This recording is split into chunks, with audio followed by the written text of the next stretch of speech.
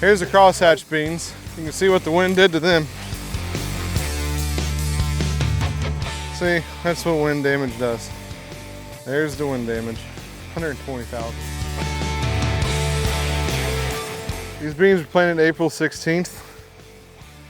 They're a 3-5 bean. It's looked pretty good all year long. We're starting to see some sudden death come in. So that is something that we're seeing all around the state this year. We've had really good weather, so the beans were fully treated, but sometimes, just because you treat for disease doesn't mean you're not gonna get disease. Something we used to fight, and then Levo came out on the market. And once that came on the market, we haven't seen it in a long time. And it's one of those things where a product came out on the market, helped with it, we haven't seen it so long, so now everybody thinks, well, it shouldn't exist. You should never get sudden death. Just because we treated for it, we're trying to suppress it. It's not bad at all. I'm not concerned with it.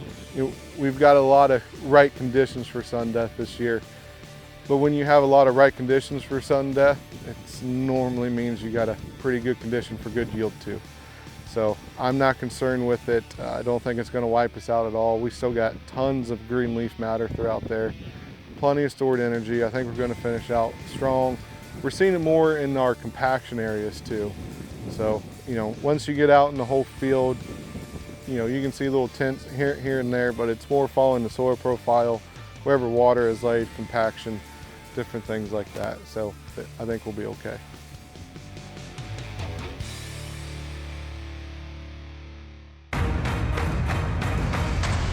I've got a gut feeling this is going to be a good year. The farmer is the eternal optimist. We farm together as a family. If we all put our heads together, I don't know what we couldn't achieve. Hopefully we hit 90 bushel. I think we could do it. Just have healthy plants and a good return on investment. One of the worst things about farming is making a decision on planting depth. 1/4 of an inch on your depth, sometimes you won't get a stand.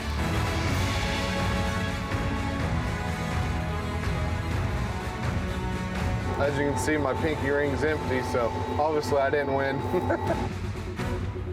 With this class of guys that's in Podfathers, anyone could win.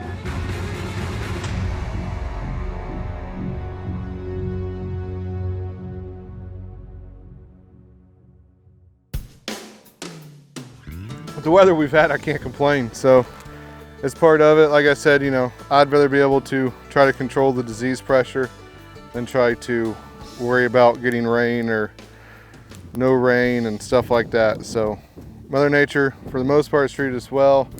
Looking through the canopy, you can see where these beans were laid down at one point in time. A little bit of branching on the ground. You can see on the lateral branches, they've kind of pushed over.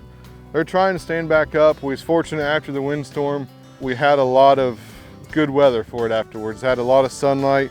So when you get a lot of sunlight after that happens, the beans will try to stand back up towards the sunlight. So we weren't real hot and humid after that. We had a lot of good days of sun. So far I'm really happy. On the main stem, we're averaging 6 pods per node. So I'm really happy with that. We have really good branching going on here. We still have more flowering coming on also. So we got a good pod fill on the bottom. We're not going to abort any of our lower pods. These have been fed and treated. Fungicide, we put Revitech on them. Insecticide on them, which are really clean. The holes in the leaves you're seeing is actually from the hail that went through here. So I'm not complaining about that at all either. They look clean, they look healthy. I still think we're set up for probably one of our best soybean yields that we've ever had on this farm. So I'm pretty excited for it. These beans are looking really, really good.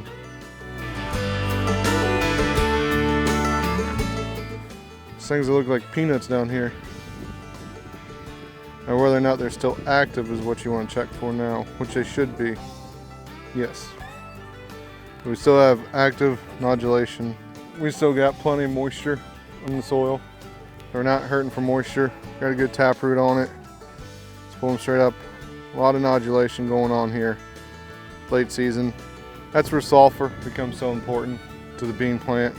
Because now we're trying to fill up the pods. We still need that nitrogen to be able to flow Normally your nodulation is going to slow down on the roots at this time in the plant's life. So if we can have enough adequate sulfur within the plant to be able to utilize as much nitrogen as we can at this point, that's what we're really trying to be after. Just try to keep it going a little bit longer, help with test weight. Pod fill is the main thing. You look up here on the top, we still have flowering going on, so it's still going to try to do some more here. I think we got plenty of moisture in the soil to help finish it out. I think as long as we don't get hit with any more storms, no more wind, no more hail, I think we're going to be okay. Standability, they're pretty good height. They're not overly tall, but they're overly branched, and just a little bit concerned in losing some of the branching here because the leaves are they're not going to want to fall off pretty quick.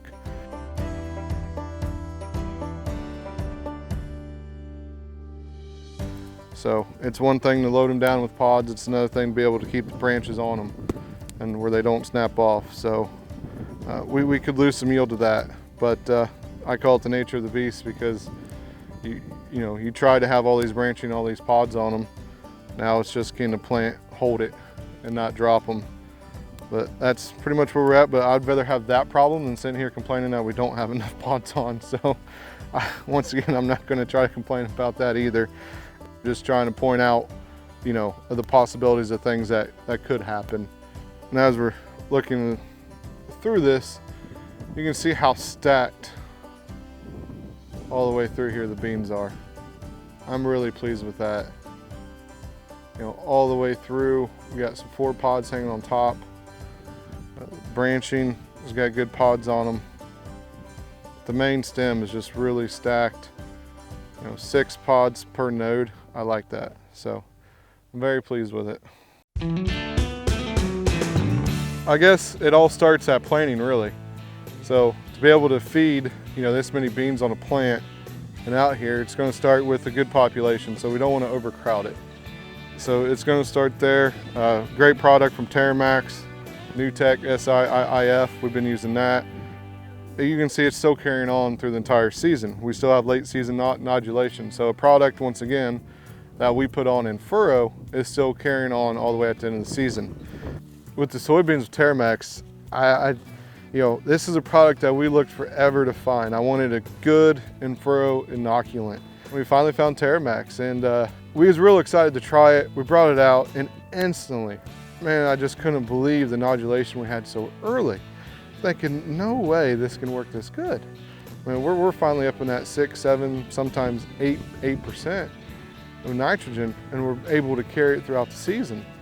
So their product actually worked too good to the point to where we had to change our program around to be able to add more sulfur because of the amount of nitrogen we were finally adding to the bean. So it's a good problem to have. I was not expecting a product to work that good, to last that long, and it has, and it's really helped with our soybean yields. It's a great cost too. I mean, it's farmer friendly. They're great people to work with, and like I said, their products work. So that's why I'm glad to be able to sell their products and to represent Terramax, because it feels good when you see everybody else seeing the same results that you see, no matter where they're from. Another product we put on in furrow is Exalt, which is a fulvic acid. Its job is to go in, break things apart from the soil so it can still continue to eat. And then once we get into the reproductive stage, we're using a PGR, a 3-strand PGR. We want it running up and down this plant. We want to see the nodes stacked like they are, and we're going to start feeding it. We're going to start using a fungicide at R1 because we want the bottom canopy to be healthy. So when I'm walking out here, we're R5, and I still want to see healthy green leaves all the way at the bottom. We're going to come back again then at R3 with another fungicide and what I call the AY soybean foliar. There's a lot of different fertilizer in it, a lot of different stress relievers in it, things that's really going to help that bean, finish off strong with a good fungicide. We use Revitec on it with a good insecticide. We're just trying to take advantage of what we have within our soils. This year the insect pressure hasn't been that bad at all, so I'm really happy. But we only try to do 2 to 3 feedings on these bean plants, whether they're contests or not. So when we're out here, we got to make sure every pass matters. You know, we're looking, what does that plant need at that stage? It requires different needs at different times. From R3 to R5, this plant's going to be working really, really hard. That's when we're going to start treating it like corn. We don't want it to have a bad day. We need to fill out these pods. We don't want it to board any pods. And if we can continue it to flower to get more, that's just extra bushels. So right now we're getting the best of both worlds. And by the way, you got to have water. And last year we didn't have water. This year we have water. So I think we're set up pretty nicely this year.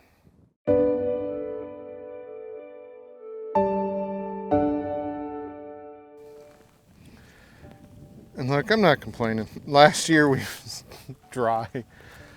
I'm just, you know, we're August 12th today and everything's waterlogged. Never had that problem before. The ground can breathe. That's also why we put so many biologicals and different things on though. So that way, you know, things like carbon, that way the soil can still breathe. And you know the soil's saturated. It can still breathe, keep moving nutrients throughout the plant. In all honesty, these are still going to be 100+ bushel beans. But I think we did have something special going here where it was going to be a number that I've never seen before. That number, I don't know, I can't sit here and tell you or try to even guess at it. The only thing I can tell you is I've never seen beans this good before, ever in my life. I still think we got a shot to be 100+. It's going to be a good yield, don't get me wrong. But we took that top end off. So, you know, you still look around here, you're like, oh, okay, well, there's still beans. It's the canopies kind of hiding the story there. So we've lost several branches already, so I don't know what that's going to equate to. So we've kind of changed our approach to how we're going to finish feeding these out. Normally I'd want it to stay alive as long as I can, but we're kind of at the point where if I keep feeding them, keep it alive longer, there's a good chance that I'm going to lose a lot more branching. So I'm walking a happy medium line here of try to help them out on pod fill and test weight, but I also need to get the leaves off of them as quick as I can. We're, no pun intended, but we are out in the bean field with our pants pulled down, or the branches, so here we are.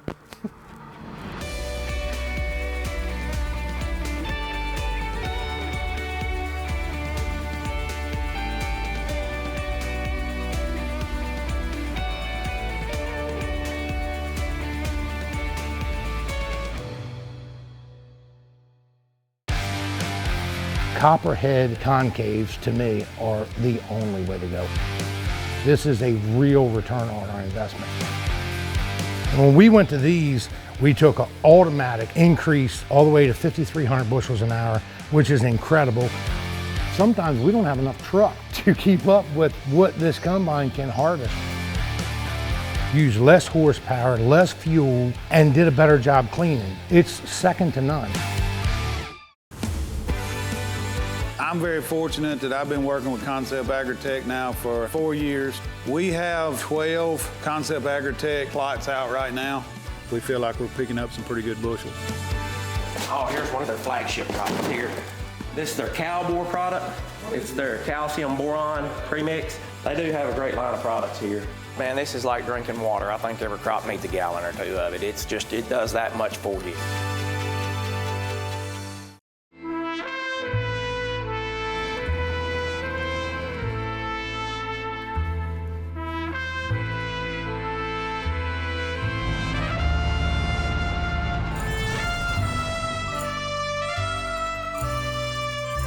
I had a couple of the guys that I'm mentoring.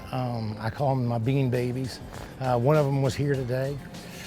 We learned a lot. We had Paul Miles, he was out today from the Montage group. So we learned a few things. I showed him some of the things that we were trying to overcome, some problems. We pulled some plants, but you'll get to see we had a lot of beans that fell down flat. We're gonna have problems with them. A lot of our beans are flat. A lot of our lower stems, they're broke off. You know, I don't know. We'll kind of see how it goes from here. I don't know where we're going to get. I'm hoping, you know, I'll be somewhere close to last year, but I think I'm definitely lower than that. I kind of grew a big plant and didn't set enough pods. Greg's out in the middle of the field. Get out of the middle of my field. Are you really pulling up plants already? You can't have nothing. This is why I'm losing this year, these knuckleheads out there. I don't want to walk out in the middle of the field and they're like there goes my crop. I'm gonna walk out in this and tear shit up. Look, you literally can't even see the rows. I can barely see it. Well, it's because we got all that weather and stuff's down terrible. And I can't even get the branches out of here. I don't think they need to stand up. They're gonna intertwine together and gonna stay there. Man, the branches are breaking off so bad, Paul. When you pull them up, all the bottom branches fall right off. I mean, some of these look like trees. I mean, but you see, well, I definitely got branching, but I definitely aborted a bunch of pods too. It's one plant. One plant.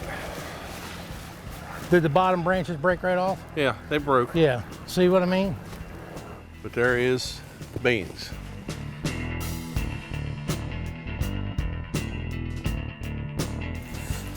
Now they got such a root system on them, they ain't You coming can't up. get it out, you break them off. See, all these are breaking off real bad. Yeah, just like this. And I'd like to have, we put a bunch of silica in, a bunch of calcium in, and we tried a bunch of stuff trying to get them to hold together, but they break so ridiculously easy. I mean, you pulled it up, but look how many branches broke off. You got 1, 2, 3, 4, 5, Well, I think 6. that was because I squeezed it to pull it up, too. Understandable, but a lot of these at the bottom, they broke off real easy. But look at the base of that stem. A branch broke off there, but that's what's happening, and I can't seem to get them to stay. They're extremely branched out. I mean, that's where they sit. Man, there's 8 5-bean pods on there. Just kidding. How about the branch with no pods on it? See, if you look at the bottom part of all these plants, and we don't have there's no pods even setting until halfway up the plant. We burned them back too late at some point, and we ended up having a problem. See all these bottom ones? They aborted all of that stuff. I mean, I think that I made them up at the top, but we've run through a lot of problems. I mean, Greg, didn't you have the same problem over there? We made multiple burns and kept going with it and wouldn't stop with it because, I mean, we're all trying to be aggressive and we're all trying to beat, the number one guy. So what you end up doing is honestly, we made mistakes, but mistakes we learn. One of the things, hold that down. One of the things that we were seeing early on, and me and Paul had talked a lot about, see this particular field here, and I had a lot of discussions with Corey Atley as well. This field was a mistake. So again, with success, sometimes you make mistakes. So when my father put anhydrous on this field, him and Alexander usually put down all the anhydrous on corn ground. So that dad came in here, he put anhydrous on the field. By the time that we got here and we realized he had put anhydrous on this whole thing. So I've been fighting a problem all year long with no nodulation. So we didn't have any nodules. Paul came out and looked at it, had a bunch of other people that looked at it. Not a few, but it's not. Well, what you'll see is if we could get the fiber roots up, all the fiber roots underneath these plants, when we've dug them up, they'll be full of nodules on them. But what we're seeing is on the main stem, there's no nodules, none. What we were seeing early on is there wasn't hardly any pods coming. We put a bunch of different products on from Advanced Yield. We put a bunch of stuff on from Monty's, and we improved these plants, and we overcame. So that's, there's no one silver bullet. What we found out, but what we are finding out is you got all these great people in your arsenal, and we are using each one of them for something just a little bit different. We put a bunch of AY soybean stuff from Atley and a couple of his other products, some of his new products that me and Greg did a bunch of. We're actually seeing some pretty good success with it, and with the product from him, it's like a stress reducer, and it's pretty tremendous from what we've seen. What did you see over there? The blossoms is phenomenal. They've really just held on to them all. There's no abortion anymore, and you don't see any stress from the heat or any of that. They stay laid out all day long.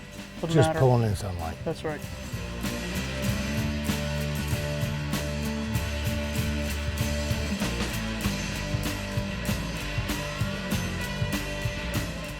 When we looked at these beans early, when they were 10, 12 inches tall, and we're pulling them up, we had 0 nodules. You know what pissed me off? And we really didn't have any blooms until they got a little You want me to bigger tell you than what that. pissed me off? What's that? Man called me and told me that there's no way in hell that I'll make any pods on there. He said that I'll chop this field for forage, and that pissed me off. I think your cows will eat good. They'll eat good. They'll be fine. But he told me, he said, that's forage. And to be honest with you, I thought that it was It would gonna look be- like that. It was gonna make that.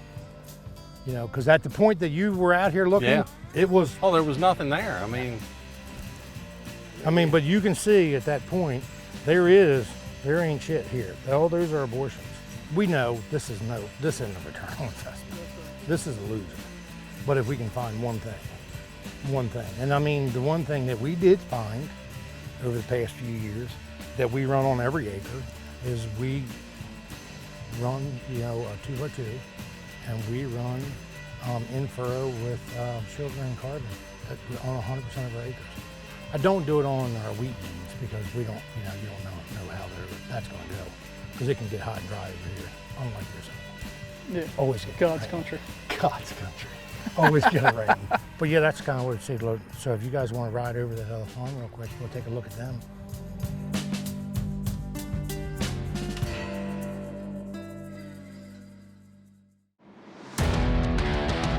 We want the bottom canopy to be healthy with a good fungicide. We use Revitec on it. It's really going to help that bean finish off strong. But on our farm, we got to average a 6 bushel better with the Revitec fungicide than any other fungicide. Probably absent of disease just because we've got the Revitec out here, but just mainly for the plant health. The one thing that is a must, that's this product right here. Reducing stress adds bushels. It's been a pretty smooth harvest, so knock on wood that we can keep everything rolling here.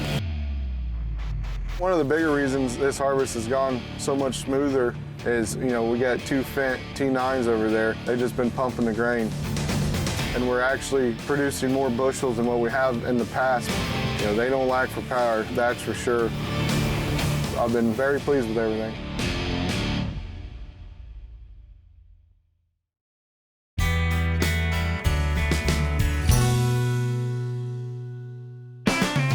Today is August 23rd. We are here in Cedarville, Ohio, and I think we're getting ready to go look at some crops. And we also drug up Chad Henderson. I think he's trying to scout some stuff when he shouldn't be, but see how it is. Now he's up here trying to make some wagers on things. Now that's what we do on the whole Corn Warriors Podfather thing anyway. We just Happy Gilmore in it all the time. You can just you can ask a lot of folks, and that's what they think too. Just swing big. Just swing big. You want to go look at some crops?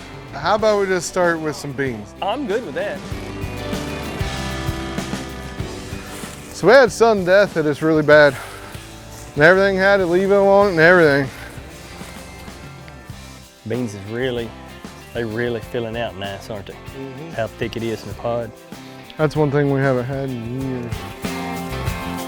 So here's a problem. So just by looking at the beans, I think they have good height. From the wind we had, look how laid over they are. Having higher population is actually helping me this year. But it's hurting me to have the bigger, bushier beans. Bigger, bushier beans is the ones that's not standing back up after the windstorm. My population is a little bit higher and we got more of a single line bean. So we'll see that at home as well. We've done some tests with studying the population on from 80,000 to 100,000 to 120,000, and we won't have a half a bushel difference in it. And I mean that's clean money. Mm-hmm. And when you're talking about just planting 80,000 beans versus planting 120,000, and I'm not saying you can go out here and you can just plant 80,000 all the time, but when you have the right growing conditions, or you know that, hey, I can get this field up, it's got good weather, I can get it up, I don't mind at all planting 80, 90, 100,000 beans. But then when the plant gets so wide, it seems like that it will try to go down quicker. We have wind events, but normally not this late in the season. So it really hurts. I would be more concerned with the corn, but it's just timing. The beans are already going in our R5, it's full R4. So the weight of the pods were already there. The branching was pretty much already done. The beans were looking great, and then all of a sudden just bam, the wind came through. I don't know how much really it'll do, other than the sunlight factor, because the beans was made You know, if it would have been R1, it probably would have been worse than anything, wouldn't it? But here's the problem that I'm seeing on a lot of my beans. Yeah. Right there. The whole branch with beans on it missing.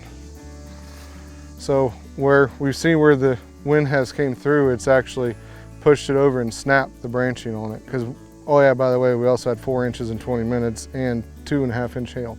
Yeah, so that didn't help. No, so it didn't help none. But what I was really excited for, you know, is how many nodes we have on here and then how many beans per node that we've actually got stacked on here. You know, and then we want to look at the top of the plant and see how much beans we got finishing out on it, yeah. Well, maybe he'll find his 5-bean pod today. He's looking pretty hard at it.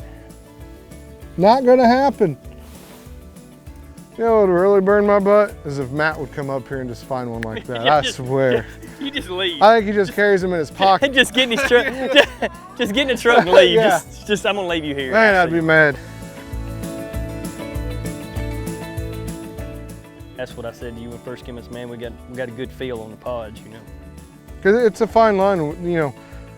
High, at least my experience, whenever you run high yielding beans, you really lose test weight. I've never had, you know, that real high 60 plus test weight on 100 plus bushel beans. They normally go the other way. You know, so if we can find a happy medium there, and I think that's going to help our yields tremendous. But, you know, overall, I think we're set up for the best bean crop that we've ever had.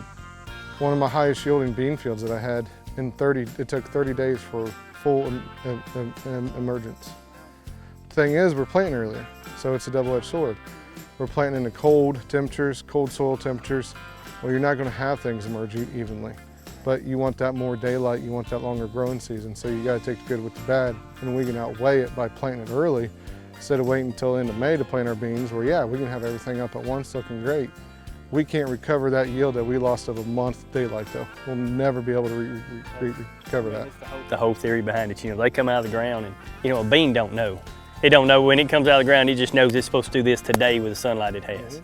And so it's the same way. I hit a wall with double crop beans, you know, that's 65, 66, 62 irrigated, you know, 60 to best I've ever done is like 74 bushel. And I mean, it don't matter nutrient-wise, what you pour on it, don't pour on it, don't matter. You just run out of daylight. That's where I'm opposite. I think beans need more sunlight than corn. Beans are a direct harvester of sunlight. That's how they completely make all of their yield. These are solar panels all the way through. That's why it's so important to be able to keep the plant green and healthy and the leaves healthy at the bottom of the plant. I've never had a year where I'm like, best beans I've ever had, best corn I've ever had. If you've had the best growing season for corn, that means our beans are probably gonna be a little off. If I had the best growing season for beans I've ever had, and that means my corn's gonna be a little off. Yeah, and that's what I guess I'm complaining about, you know, what we're looking at with the lodged beans. You know, they've almost been lodged now for a month. It's still gonna be a really good yield, but it's what could have been. And I think it could have been a number that we've never seen before. I will rival you on plant date because more people have been talking about early beans and people are starting to catch on to that. We still have a lot of drills out there, a lot of drills. Beans kind of get it as a thrown-away crop. I plant it because I have to. I'm going to do a rotation. So beans go out there and people are satisfied with 60 to 65 bushel beans. Hey, we've done really good. On a really good year, we might sneak up to 70, which is fine. People don't realize the top end that we have on beans that we do on corn. Everybody realizes, hey, I have a chance to grow 300 bushel corn. You know, that's a legitimate chance. And a lot of other farmers realize that chance and they chase that chance. Not too many people wake up in the morning and go, I have a legitimate chance at 100 plus bushel beans. What it takes for that, for me, is a heck of a lot easier to go 300 bushel corn than it was 100 bushel beans. And there's so much more knowledge in the corn side than there is the bean side.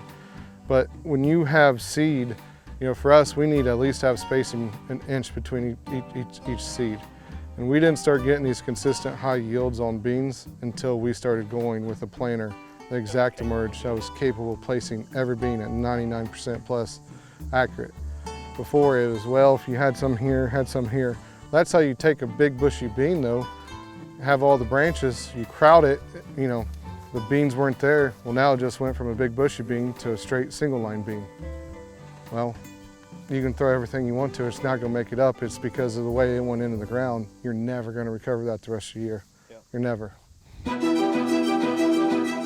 I mean, there's a lot to having a research spot. I'm always talking about, you know, if you don't have a research and development, if you don't have 10 acres or 20, something where you're playing with something to where you know, I mean, a farm may come available that's been treated real bad, hadn't been fertilized, and you know how to take off and grow with it through foliars instead of putting out dry fertilizer, you know. I mean, there's always avenues that you need to keep learning, you know, keep pushing forward. Well, that's what we always say, we're an 8,000 acre research farm. Yeah. And you're standing right now in the middle of a research plot right now. I feel pretty good to set in with combine here and go to that end right there and it'd be clicking off, you know, even 90 to 95 bushel. We'll take that all day long, won't we? Yeah, I mean, we think we got a pretty good chance here to throw up a pretty big number. Yeah.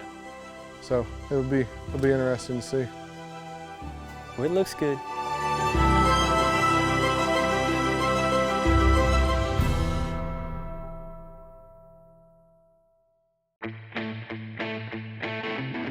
With the soybeans with Terramax, we brought it out and instantly, man, I just couldn't believe the nodulation we had so early. Look at that. That root, look how much nodulation is already on there. And you have these little peanuts all the way down here that deep in the soil, around the roots here.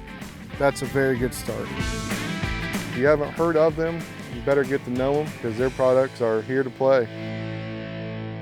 Improve germination in your fields with the Germinator closing wheel from Farm Shop MFG. Our spike design with inner rim shoulder firmer seals your seed with a firm vein of soil, providing maximum seed to soil contact. In low moisture conditions, this vein of firmness has the added benefit of wicking moisture up from the ground, creating the ideal environment for maximum germination. For more info and to order a set of Germinator closing wheels for your planter, visit farmshopmfg.com.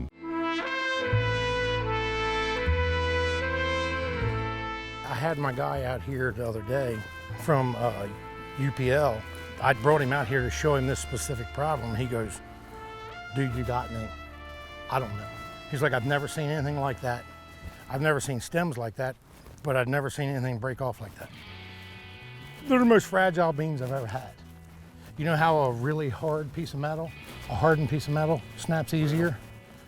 So is the culprit of too much calcium, making it too hard, making it so it actually is more brittle? I mean, it could be. Best beans I ever grew was a couple years ago. I did one and it was 152 bushel and my final stand was 72, 73. Now, I didn't have any circumstances. There was no wind pressure. There was no, I mean, I had no damage at all. It was a perfect year. I had no problems. This year, tornado, we had a flatline wind, we got gooseneck corn out there, we've got snapped off corn out there. So, I mean, that pile of crap up there is from a tornado coming in front of the house and knocking down a tree almost at my wife's car. So, I mean, we had some serious problems. So, and that's overcoming it. All right, let's go look at some more stuff.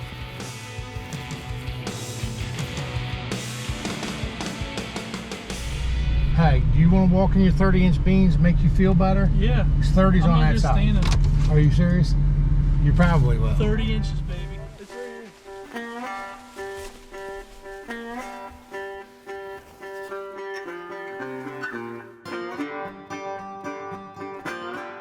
They're not near as good looking as them other ones. I told you I wasn't aggressive. These ones actually look like mine. You're a cherry picking son of a bitch. You told me to. Hey, Temple is the king of the cherry picking. Listen, I didn't pick up shit today. If anybody was cherry picking today, it was you. Well, dude, you definitely cherry picked. Look at that. I did not cherry pick up. These two plants came out together in one plant. Look, this is what I grabbed. It's because you plant channel. No wonder. This is, I mean, it's just mediocre. So let's walk out in the middle. That thing's still got more pots on it than your shit. Oh, it might.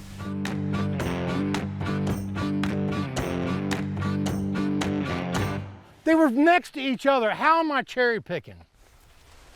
What's up with that? Oh, that's because Sprayer the track. hit it. Yeah. Sprayer track. Yeah, beep, beep. Well, you know, if you reach out away from the sprayer track, there is like no branching. Nope. I mean, it is here and there, but not for the most part. Would it make you happy if I walked you over to the other side where the 30-inch I'd be beams way are? happier. You'd be way happier? Way happier. All right.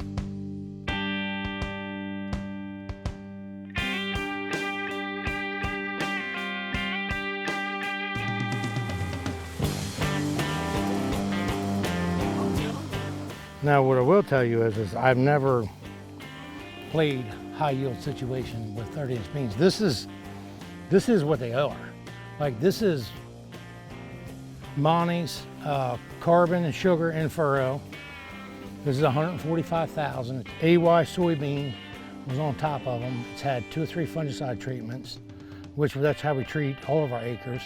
But it's only had it's had 2 different micronutrient packs that we run on commercial acres anyway. But that's all it's had. It hadn't had anything any different. That side of the road has. It's had a lot of different treatments on it. You know, so I mean, honestly, return for investment, maybe, I don't know, I've never played high yield plot with 30-inch beams, but I'll try it next year. Well, think about what Corey did. He cut them back to 60,000 plants per acre, and he planted it one way and then made a diamond and planted on a 45 the other way. And now he's got plants that all think that there's 60,000 plants per acre. They don't know any better. And with them being triangled in there, there's no rows. Maybe they hold each other up better. I don't know. He did have some bad storms the other day, and I'm sure, and he said that some of his are flat, but I don't know if his test beams are. But I'm telling you, I saw his. That shit's real. It's big time. Big time.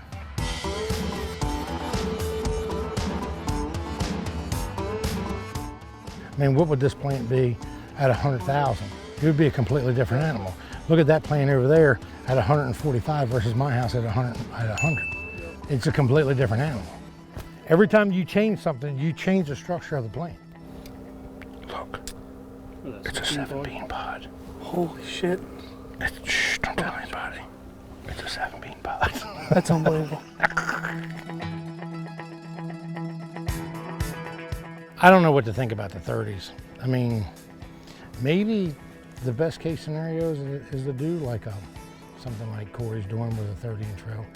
I think I'd rather have 20-inch beams, but split the difference, you know what I mean? But what he's got is that he's got tremendous branching, but his pods are at the dirt. I mean, they start at the dirt. They look like Well, I think what I'm thinking is with the keeping them short, finding the way to burn them and keep them short, or use a PGR and keep that sun down, because that's how you keep the pods at the bottom. Yeah. Just keeping the sun down. And see, we've tried everything. We've burned them back many times, and I'm still not. But I mean, maybe I need to cut back on some of the other stuff that I'm doing, because maybe I ought to feed the plants differently from the ground and not feed them from the tissues, and maybe that's what I'm getting. Because remember, what we're doing is every time you do that, we're burning it, getting a little wash down effect, whether it's a rain or turn on the irrigation, and then going back in and giving it a micro shot, get it going again, and then as soon as they get going again, they go vegetative, boom, we want to send it back reproduction again. So maybe we're getting too much growth out of them. But I mean, we're still stacking them, but we're just not stacking them enough. And I think too, possibly maybe maturity for the area, because we plant from a 2.0 to a 4.0, and I have beans that 30-inch beans that will put them on the ground. Really? But you usually see that in the beans that grow extremely slow until this time of year. Yeah.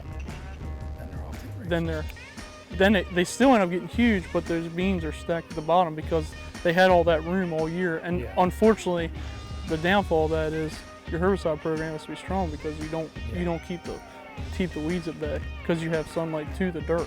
But you're also getting sunlight to the whole plant, so where's your loss to gain, or whatever you want to say? You got a ratio there to play with. That's right. I don't know, if we figure it all out, we'll be doing something. Be a millionaire. I thought we were doing this. Like, shut up. Oh, now we're giving the thumbs up. Keep talking. Keep talking. All right, we're done.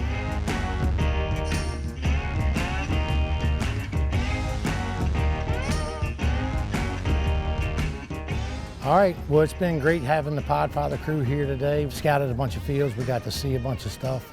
Didn't find any 5-bean pods. I still don't think I have a shot. I still think that Corey and them guys they definitely got me. Corey's probably some of the reasons that I actually have any success back there this year. We're having a lot of troubles, a lot of issues, but we've kind of overcome most of them. That's where we learn the most. We learn the most from our mistakes, not from our gains. I learn more from my mistakes, and I've made plenty of them this year. I'm gonna go back and we're gonna eat dinner so I can wrap up this Farm Credit Field Day, but I appreciate you guys stopping by.